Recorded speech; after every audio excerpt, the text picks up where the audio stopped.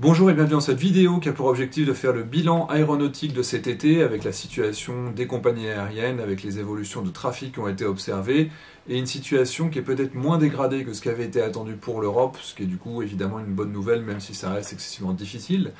D'abord quand on regarde au niveau international, vous avez les courbes là qui sont présentées par l'OACI.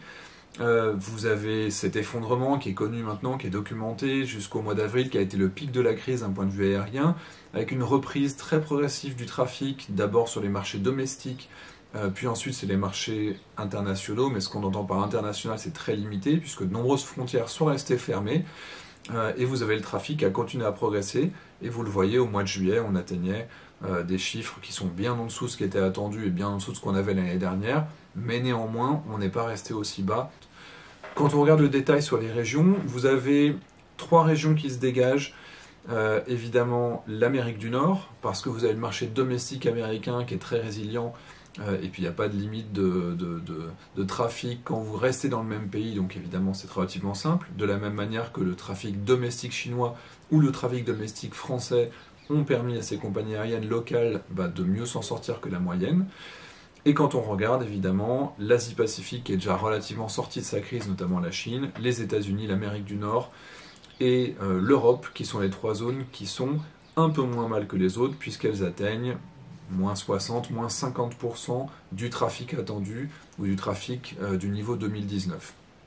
Par contre, évidemment, le Moyen-Orient, qui n'a pas de trafic intérieur, qui fait principalement la connexion entre l'Europe, les États-Unis, entre l'Europe et l'Asie, l'Afrique, évidemment, qui a un marché domestique qui est très faible, qui repose beaucoup sur le tourisme international, les échanges avec l'international, très très compliqué, puis des pays qui sont relativement fermés.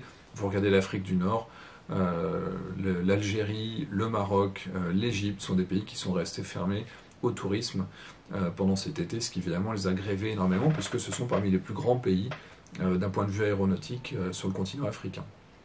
Quand vous regardez l'Europe, l'évolution de l'Europe, évidemment, elle s'est faite en plusieurs temps.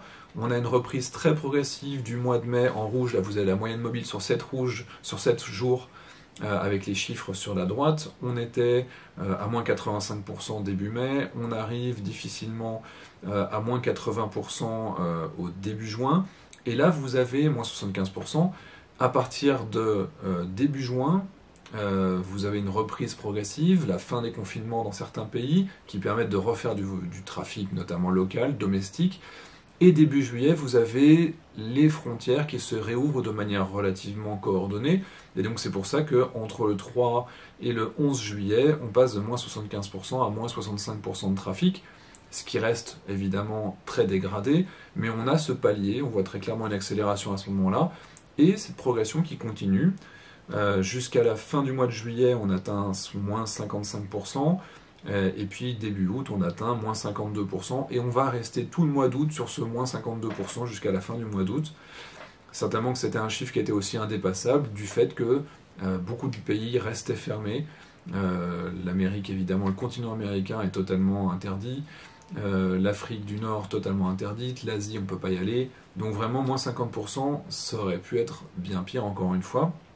Et notamment, ça aurait pu être pire si les quarantaines qu'on voit réapparaître aujourd'hui étaient survenues il y a quelques semaines. Donc là, on a une situation qui est mauvaise, mais comme vous pouvez le voir, qui correspond au scénario le plus optimiste, ce qu'avait posé Eurocontrol en mois d'avril.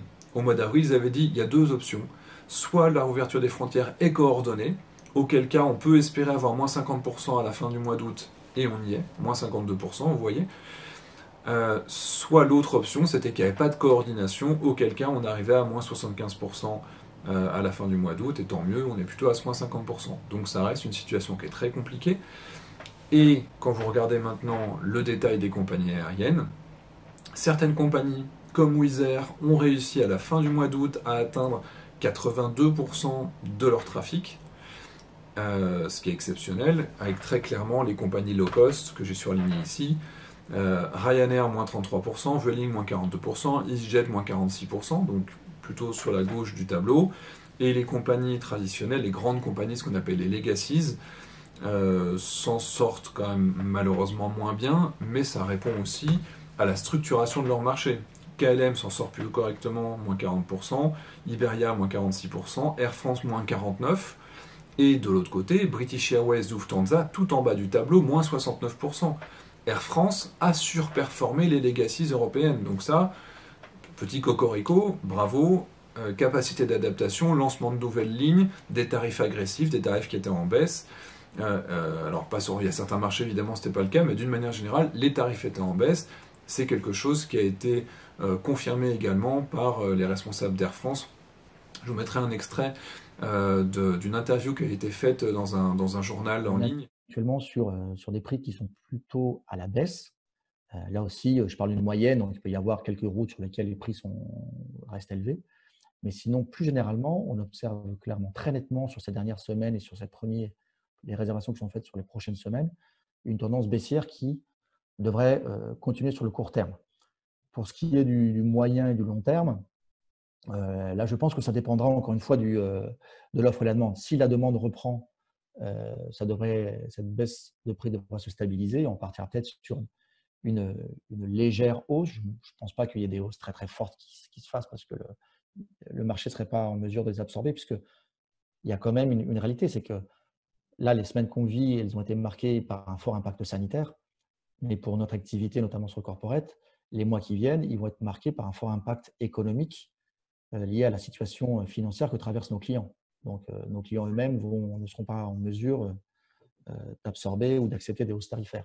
On s'oriente vers des tarifs à la baisse sur certains marchés pour faire face en gros aux compagnies low cost qui sont toujours présentes. Donc pourquoi est-ce que les compagnies low cost ont surperformé le marché? Déjà, c'est relatif à leur structuration. Elles ne font que du point à point, elles ne font que des trajets directs, elles ne font que du vol moyen courrier. Or, forcément, en Europe, c'est tout ce qui restait. Le moyen courrier, c'était vraiment la seule chose qu'on avait le droit de faire. Et les compagnies aériennes régulières, classiques, Air France, Lufthansa, British Airways, une bonne partie de leurs revenus, même d'ailleurs la quasi-totalité de leurs revenus, se fait sur le vol long courrier qui était interdit. Et une partie de leur trafic moyen courrier, c'est du trafic qui amène les passagers vers le hub, à partir duquel on va rayonner sur la Terre entière. Du coup, quand vous n'avez plus la possibilité d'aller sur la Terre entière, quand vous ne pouvez plus faire un Paris-New York, vous avez plein de gens qui ne vont plus à Paris, les Marseillais, les gens de Rome, les gens de Prague, qui faisaient escale à Paris pour traverser l'Atlantique, elles ne le font plus. Donc le fait que le vol long courrier ne soit plus possible, une partie du commerce sur le moyen courrier n'existe plus. Or, les compagnies traditionnelles, les legacies, gagnent très peu d'argent sur le vol moyen courrier. Quand il ne leur reste que ça, malheureusement, elles font quasiment pas de marge. Il faut savoir qu'une compagnie comme Air France, et donc les legacies de manière générale, vous avez jusqu'à 80% de la marge qui est réalisée sur la business class. Et la business class, elle existe évidemment principalement sur le long courrier, parce que c'est résiduel. Sur le vol moyen courrier, vous avez juste un siège un peu plus... Enfin, vous avez personne à côté de vous sur les classes avant, mais ça ne change pas grand-chose sur des avions comme les A320. C'est évidemment beaucoup plus intéressant sur les avions long courrier. Donc vous le voyez, cette structuration du marché fait que le moyen courrier s'en sort mieux, elle seule qui peut voler. Dans le moyen courrier, les compagnies low cost, c'est leur business, c'est celles qui s'en sortent le mieux. N'oubliez pas que les compagnies low cost margent entre 15 et 20% sur le moyen courrier. Les legacies, elles margent à rien du tout, 5%. Par contre, elles margent à 15-20% sur le long courrier. Et donc ça fait une moyenne entre les deux. Mais leur business model n'est pas fait pour résister à cette crise, alors que les compagnies low cost sont arrivées dans la crise dans des conditions économiques qui étaient beaucoup plus favorables pour la plupart d'entre elles. Elles étaient riches en arrivant dans la crise. 4, 5, 6 mois de liquidité contre 2 à 3 mois de liquidité pour Lufthansa, British Airways et Air France, qui étaient plutôt autour de 3 mois, alors que Lufthansa était plutôt autour de 2 mois. Donc les compagnies traditionnelles ont dû faire des emprunts massifs pour survivre, alors que ce n'est pas le cas des compagnies low cost. Donc là, on est vraiment sur une situation qui est tout à fait en faveur aussi pour la sortie de crise des compagnies low cost. Quand on regarde ces chiffres qui sont tout à fait en faveur des compagnies low cost, il ne faut pas oublier aussi un élément, c'est que là on parle de trafic, on parle de nombre d'avions qui ont volé, c'est tout ce que peut contrôler Eurocontrol. On ne connaît pas le remplissage des avions quand on regarde ces chiffres-là. Et en fait, le remplissage des avions n'est pas forcément à l'image de ces chiffres. Par exemple, Wizz Air a un remplissage qui est de l'ordre de 60% de ces avions. Donc ils font beaucoup de vols, plus de 80% de leurs vols assurés, mais avec un remplissage au mois de juillet qui est seulement de 60%. Ryanair assure moins de vols, mais a un remplissage au mois de juillet qui est de 72%. Air France a réussi à faire 76% de remplissage sur le domestique. C'est beaucoup. C'est très intéressant parce qu'ils font moins de vols, mais elles le remplissent mieux. C'est-à-dire que peut-être que leurs vols sont plus rentables. Ils ont des coûts de structure qui sont beaucoup plus élevés. Sur le long courrier, par contre, Air France au mois de juillet avait un taux de remplissage qui était de 47%, ce qui est évidemment excessivement faible, puisque en cette période, on est toujours au-delà de 85-90%. En été, c'est vraiment la période sur laquelle les compagnies aériennes gagnent de l'argent. Et là, ce sera malheureusement pas le cas cette année. Les compagnies low cost, néanmoins, non seulement elles surperforment, mais elles font mieux que leurs prévisions. Donc vous avez EasyJet qui, alors, avant la nouvelle crise en Grande-Bretagne, espérait faire 30% en septembre, donc s'attend à faire 40% en septembre. Ils s'attendaient à perdre 1 milliard de livres, finalement ils vont perdre que 750 millions de livres, c'est colossal. Mais on est quand même sur une situation où leurs objectifs ont été dépassés, ils ont fait mieux que prévu. On se doute qu'Air France est dans celle qui s'en sortira le mieux parmi les legacies, mais par contre Lufthansa, British Airways et les autres sont vraiment dans des situations qui sont très dégradées. Les chiffres ne sont pas encore parus. Si vous regardez la comparaison entre les évolutions du trafic d'Air France et de Lufthansa, en nombre de vols, encore une fois, pas en occupation des avions. C'est important puisque vous avez plus d'A380, vous avez plus d'A340, vous avez peut-être des petits avions qui ont remplacé des gros, donc des avions plus petits, moins de passagers, mais peut-être un meilleur remplissage. Mais donc vous voyez cette évolution, Air France a réussi à atteindre moins 50% du trafic sur l'Europe, alors que Lufthansa est plutôt à moins 70%. C'est vraiment, à mon avis, le résultat des bons choix stratégiques qui ont été faits pour survivre à l'été. Il y a des nouvelles lignes qui sont ouvertes que Air France a réellement lancées. La ligne vers Thessalonique, il y a comme ça quelques lignes qui se sont lancées, qui ont répondu à cette crise, de pouvoir offrir des vols directs, parce que c'était ça qui était intéressant en ce moment. Quand on regarde Ryanair, ça a marché par palier, ils ont évolué 1er juillet, 1er août, à chaque fois ils ont augmenté, et ils sont restés relativement stables. En comparaison avec EasyJet qui est resté plutôt à moins 50% jusqu'à la fin de l'été, et Wizz Air qui elle, donc en bas de l'écran, était autour de moins 20% à la fin de l'été. Donc on a vraiment ces disparités, mais très intéressant. Les low cost surperforment les compagnies traditionnelles, Air France surperforme les compagnies traditionnelles. Le marché, d'une manière générale, se rétablit toujours en 2 temps quand on a une crise. Les moyens courriers se rétablissent en général 2 ans avant le long courrier. Donc les compagnies traditionnelles, de toute façon, ne seront pas rétablies tant que le vol long courrier ne sera pas rétabli également. Je parle d'un point de vue financier. Et donc forcément, vous aurez 2 années de décalage entre le rétablissement des résultats financiers des compagnies traditionnelles et des compagnies low cost. Ryanair espère déjà être revenu à l'équilibre en 2022, début 2022. Air France est plutôt 2024. Il y a d'autres éléments qu'il faut regarder également. C'est le revenu par passager. Vous avez un revenu par passager qui s'est effondré. Au niveau international, quand vous regardez les chiffres qui comprennent évidemment la business plus la compagnie classique et éco low cost, vous avez donc le yield. Ce qu'on appelle le yield, c'est le revenu par passager ramené au trajet réalisé. Vous voyez qu'il s'est largement effondré au moment de la crise début 2020. Il a remonté un petit peu en juillet par rapport à ce qu'on avait au pic de la crise, mais on reste très en dessous de ce qu'on avait l'année dernière. Quand vous regardez le détail entre le premium, là on a eu des chiffres qui sont désespérants, puisque pour les compagnies encore une fois traditionnelles, c'est là que se fait tout le business. On a un effondrement, on passe de 80 à 50 par rapport à l'index 100 qui était en 2011. Et vous avez une petite remontée des classes arrière, mais c'est pas réellement sur l'Europe, vous allez le voir. C'est plutôt aux États-Unis où effectivement les compagnies ont essayé de se refaire aussi sur le marché domestique moyen courrier. Le tarif réel moyen du billet a baissé de 3% par rapport à l'année dernière. Il y a une baisse de 3% du prix du billet. C'est pas le cas sur toutes les destinations évidemment, mais la moyenne réelle c'est une baisse de 3%. Ça c'est le chiffre de l'IATA. Alors quand on regarde sur l'Europe l'évolution du nombre de passagers sur l'international par rapport aux revenus, vous voyez effectivement que les revenus se sont plus écroulés que le nombre de passagers. Donc c'est des courbes qui sont quand même relativement proches, mais évidemment on voit qu'on est un petit peu plus bas en termes de revenus. Et quand on regarde le domestique, là par contre le domestique est resté relativement stable. Vous voyez les deux courbes qui sont excessivement semblables. L'Europe domestique en passagers et en revenus est vraiment très très similaire.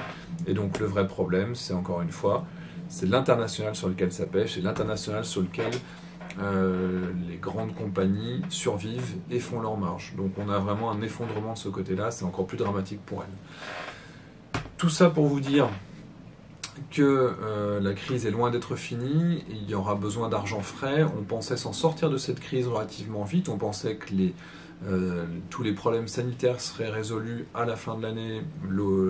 Maintenant l'OMS nous dit on espère dans 2 ans, donc 2022, si on continue à avoir des restrictions sanitaires aussi longtemps, évidemment ça va être très compliqué pour s'en sortir. Les compagnies traditionnelles ne vont pas revenir à l'équilibre à la fin de l'année comme elles l'espéraient encore au début, il y a 9 mois. Donc là on ne sait pas exactement de quelle manière elles vont pouvoir survivre si elles n'ont pas d'apport d'argent frais. Aucune compagnie ne peut continuer à survivre, aucune compagnie traditionnelle ne peut survivre sans apport d'argent maintenant.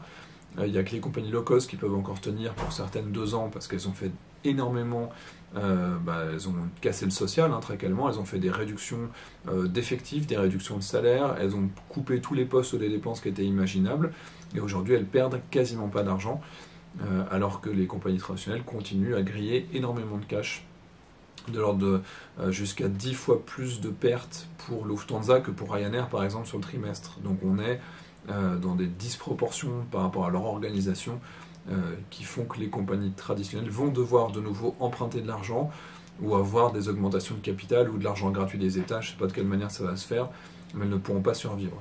L'IATA a repoussé ses objectifs de retour au niveau de trafic de 2019, ils sont toujours très optimistes, ils disent moyenne mondiale 2024. Si la crise sanitaire perdure réellement jusqu'en 2022, il est très peu probable que le trafic soit rétabli au niveau international dès 2024.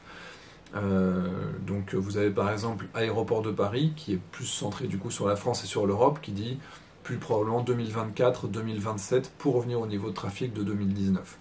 Je ferai peut-être une vidéo dédiée justement à l'analyse de la sortie de crise avec les évolutions sur les prochaines années, mais on est plutôt sur un scénario.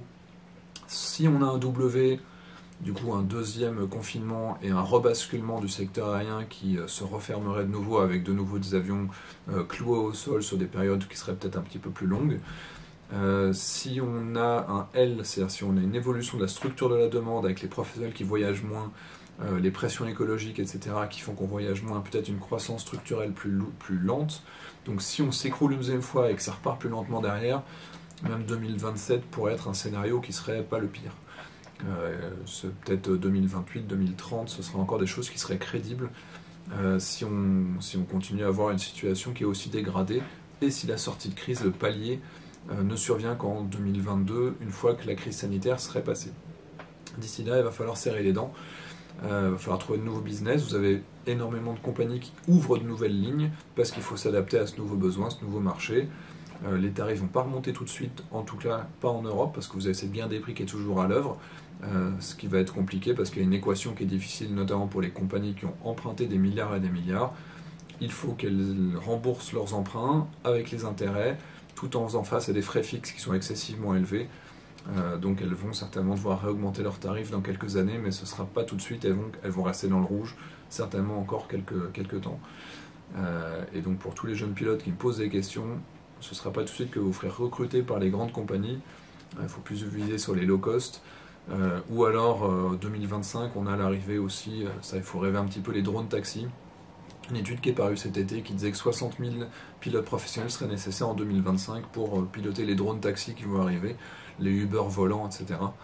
Voilà, ça ne va pas payer comme un pilote de ligne classique, donc ça va peut-être pas payer les écoles de pilotage qui sont actuellement le principal voie pour devenir pilote, mais ce sera peut-être une option de sortie de crise pour le métier de pilote de ligne.